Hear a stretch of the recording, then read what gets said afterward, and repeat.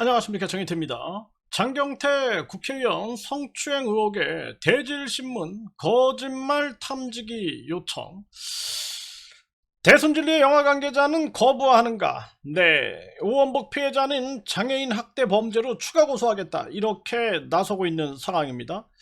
네, 이 장경태 국회의원이 지금 이 수사 심의를 받은 거예요. 네, 그래서 무혐의 자신 있다, 대질, 그리고 거짓말 탐지 다 할 거다, 이렇게 외친 거예요. 네, 그래서 본인의 이제 성추행 의혹, 네, 성추행 의혹에 대해서 대질 신문도 하겠다. 네, 그리고 거짓말 탐지기 조사도 하겠다. 이 대질 조사, 네, 거짓말 탐지기 할 수 있는 건 다 하겠다, 이렇게 얘기를 하고 있는 거죠. 그리고 이제 수사심의 요청, 이것은 절차 악용이다, 이렇게 이제 고소인 측에서 주장을 했는데, 형사사법 절차인데 왜 악용이냐, 이렇게 이제 반박을 했다라는 것입니다.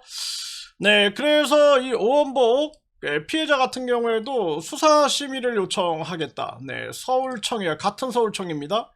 수사심의를 요청하겠다, 지금 이러고 있고요. 그리고 지금 이 거짓말 탐지기를 요청하고 또 대질신문을 요청했다라는 거예요. 네, 오원복 피해자가 대질신문 그리고 거짓말 탐지기를 요청을 한 거죠. 네, 그런데 이 대순진리의 영화 관계자 이자가 대질신문을 거부하고 있다라는 거예요. 전에는 대질신문 하루 전에 약속을 파기했던 자입니다. 참 기가 막힌 거죠. 자기가 당당하면 왜 못 나옵니까? 그리고 대질신문은 피해자 보호 차원이거든요. 피해자 보호 차원.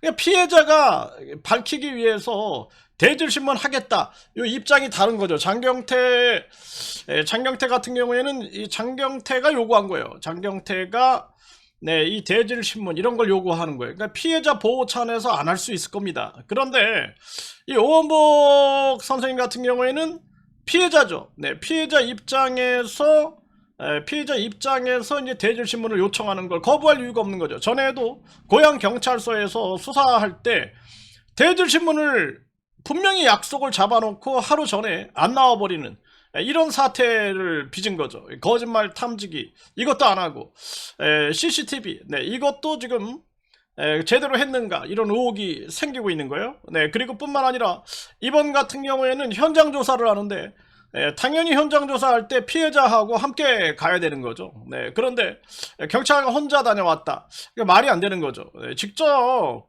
피해자 얘기를 들으면서 여기구나, 이렇게 해가지고 체크를 하는 거. 그리고 무엇보다 중요한 것은 지금 이 오원복 피해자 입장에서는 이게 왜 이제 내가 피해자라고 적시를 했냐면은 녹취록이 있습니다. 녹취록. 네, 녹취록에 보면은 내가 이 다이아몬드 한 트럭을, 네, 싣고 와서 뭐 하자고 해도 아랫도리가 말을 안 들어서 내가 저런 X하고는 내가 못한다, 막 이런 식으로 얘기하는 게 있어요. 여기서 이제 막 쌍욕이 나오고 막 그러는데 이거 자체가 이제 장애인 학대가 되는 거죠. 네, 그래서 오원복 피해자는 장애인 학대 범죄로 추가 고소를 하겠다, 이렇게 나서고 있는 겁니다.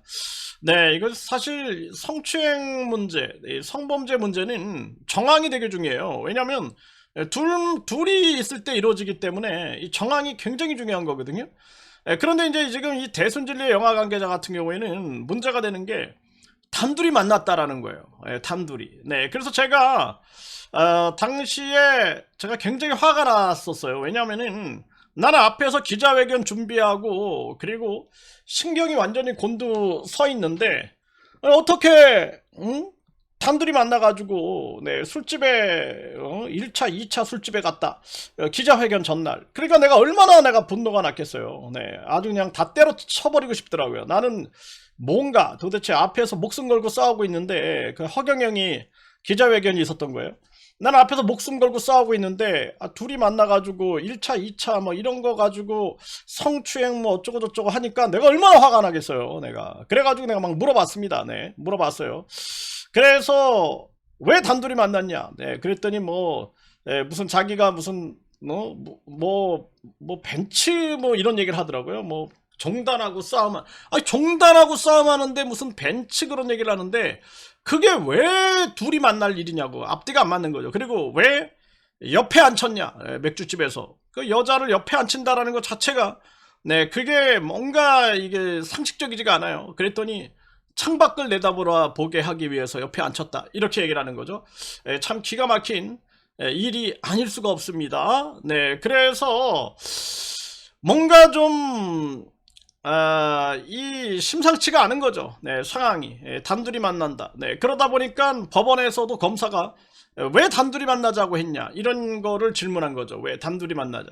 네, 그리고 또 언제부터 태도가 달라졌냐. 네, 그러니까 이 오원복 선생님은 뭔가 중대한 사안을 비밀스러운 얘기를 하기 위해서 만나자 이렇게 접근한 거로 알고 있었는데 뭐 오원복 선생님 주장에 따르면은 그렇지 않았다라는 거죠. 네, 아주 그 사적인 얘기들이 오가고 이런 부분들이 법정에서도 이 주장이 된 거예요. 네, 그러니까 정말 기가 막힌 사항이 아닐 수가 없습니다. 그래서 이 부분에 대해서 장애인 학대 범죄로 추가 2차 가해 추가 의견서도 들어갔고 그리고 이것을 추가 조사해달라라는 이제 추가 의견서가 들어간 거죠. 네, 그런 상황 그리고 추가 고소까지 전개하겠다 해가지고 반드시 이번에는 진실을 밝히겠다 이렇게 나서고 있는 거죠.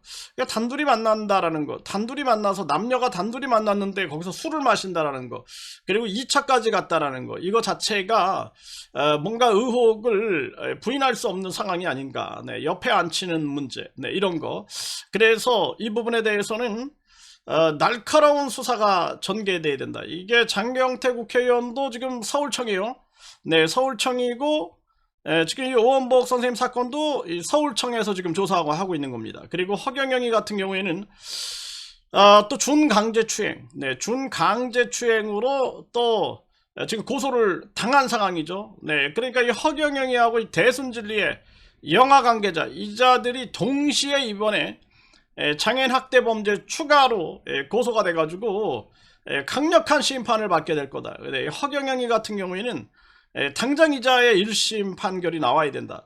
지금 벌써 1년이 다 돼갑니다. 1년. 이제 오늘이 3월 21일인데 며칠만 지나면은 1년이 돼버려요. 1년째 횟수로 1년째인데 아직도 이자에 대한 이 심판이 1심까지도 안 나왔다라는 것은 납득하기 어려운 그러한 대목이죠. 네, 그래서 이 부분에 대해서 강력하게 이 피해자들이 촉구하고 있고 추가 고소장들이 계속 들어가고 있는 상황이죠. 그러니까 이제 허경영이 같은 경우에는 추가 고소장이 계속 접수가 되면서 이자에 대한 더 강력한 수사들이 전개되는 이런 상황인데 더 무서운 판단을 받아야 된다. 네, 이 허경영이 대순진리의 영화 관계자 이자들은 반드시 이 시대의 심판의 대상이 될 거다. 저는 그렇게 말씀을 드립니다.